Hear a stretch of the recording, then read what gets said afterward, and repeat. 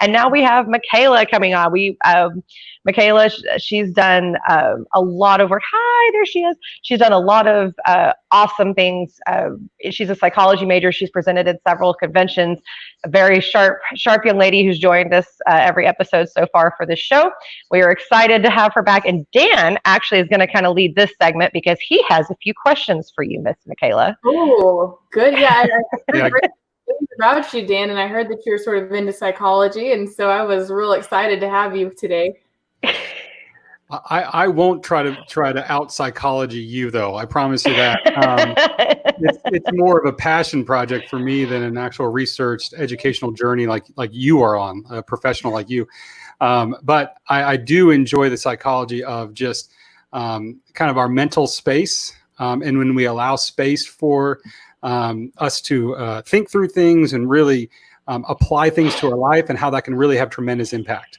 And so we were talking earlier about self-care. I know that you're talking about motivation, how to stay motivated, and the psychology kind of behind that. And for me, that all starts with self-care. And oftentimes self-care can be categorized for people in this health space where it's eating and exercising, which is a critical component, I believe, of self-care. But there's all these other areas too that we've got to take inventory of to ensure that we are leveling up.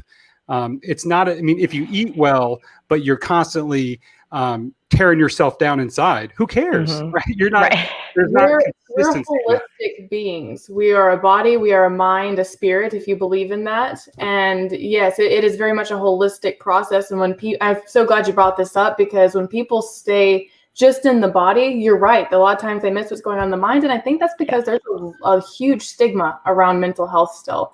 And it's getting broken down. I'm really enheartened when I see things on social media that break down that stigma. Yet it's still a stigma. Yeah, and it certainly is. I mean, every time I've had to get myself out of that and really consider the opportunity, because the benefits are too great to allow the stigma to live on. I mean, it's just the opportunities for us to grow as people.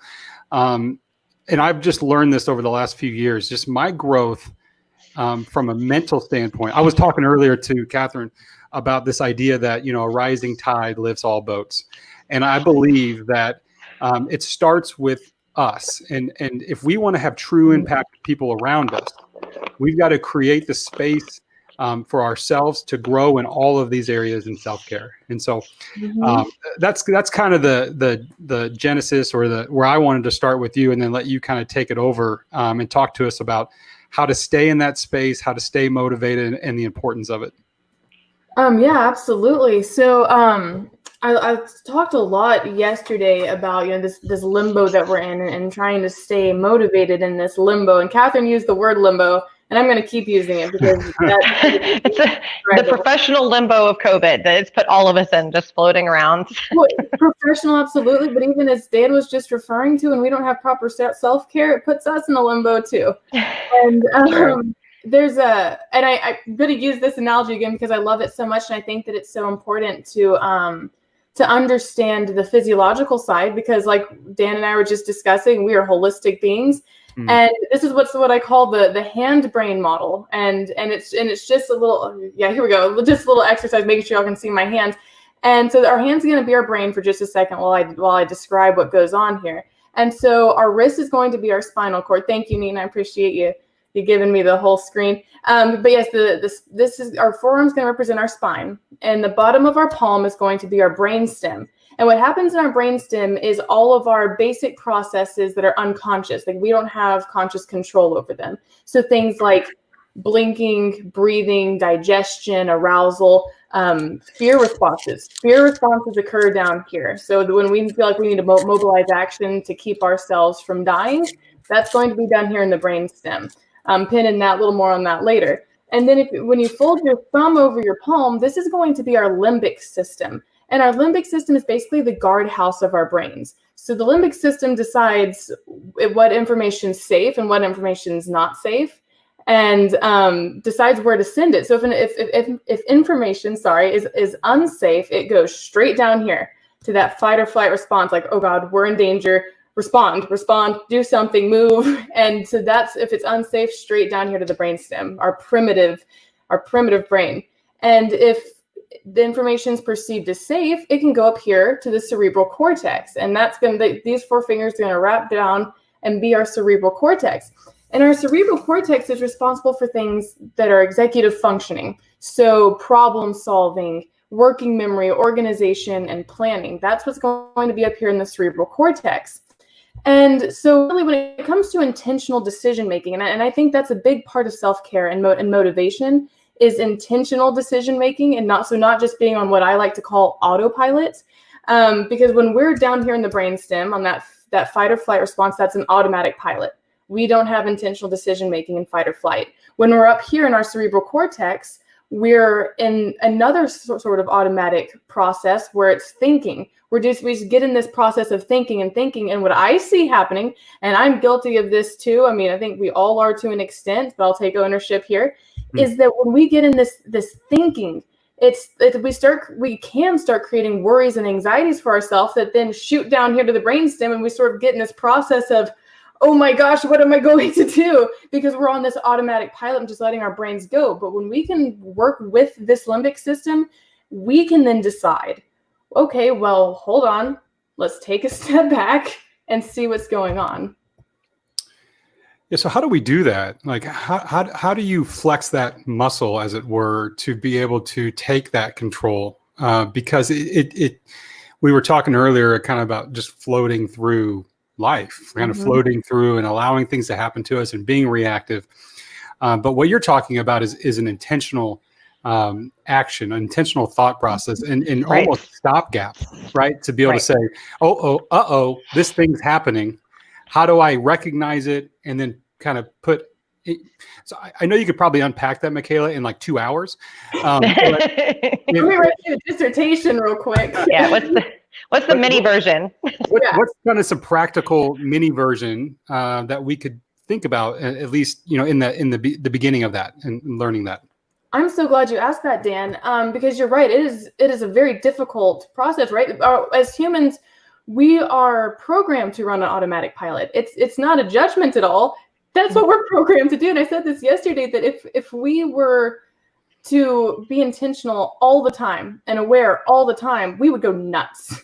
It would right. Yeah. too much. So the first thing I want to say is be gentle with yourself. And I talked about that a little bit in the first career launch, is first and foremost, be gentle with yourself and your processes as human beings. You're going to be on automatic pilot. You're going to experience pain on automatic pilot and just pain in life and difficulties in life. Be gentle. That's my first step for everybody. Yeah, I chalk that in my core values. That falls under grace for me. Yes. Right. Like having grace is a great way to put that. Yes. It's a good word. I have so much pride in you right now. Yes, grace. Absolutely. On top of that, I'm gonna have everyone do a quick little exercise with me real quick. We did it yesterday, and I'm just gonna brush on it again because I think it's really, really easy here.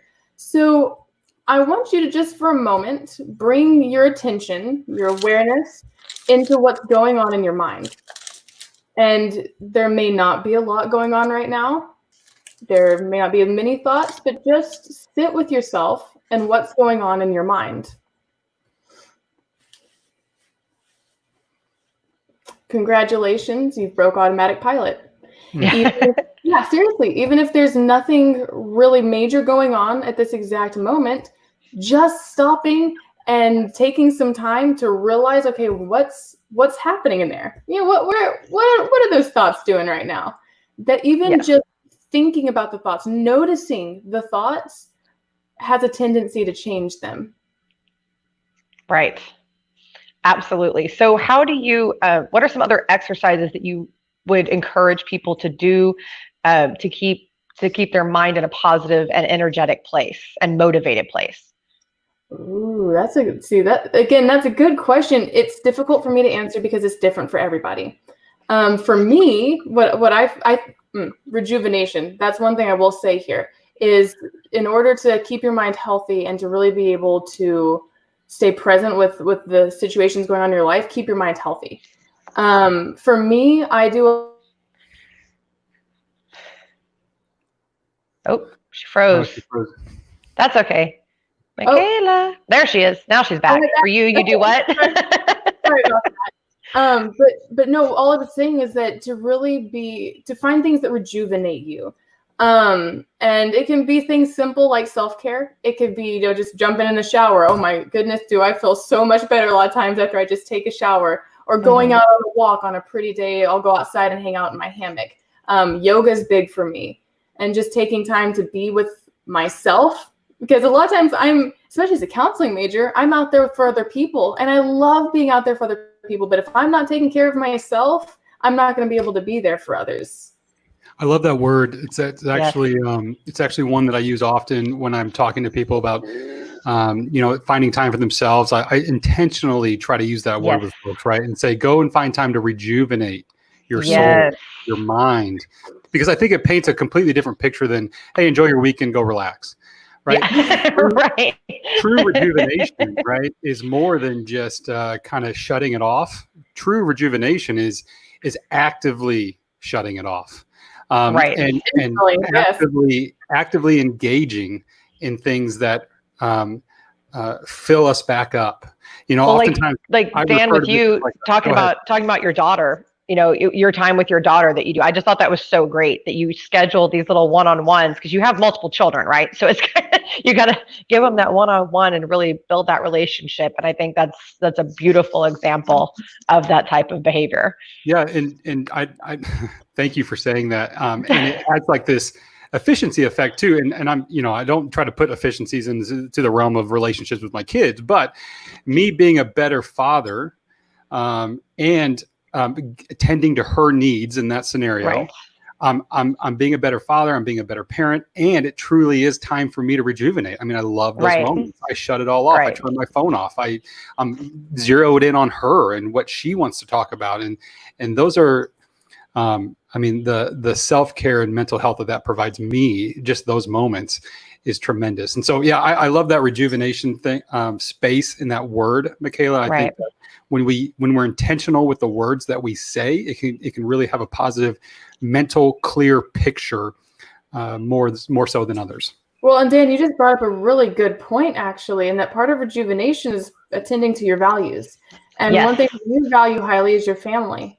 And it became very apparent as you were discussing your family and how they rejuvenate you. So I think also, I would add that paying attention to your values and how you can rejuvenate through your values is very important. Absolutely. And I think too, just taking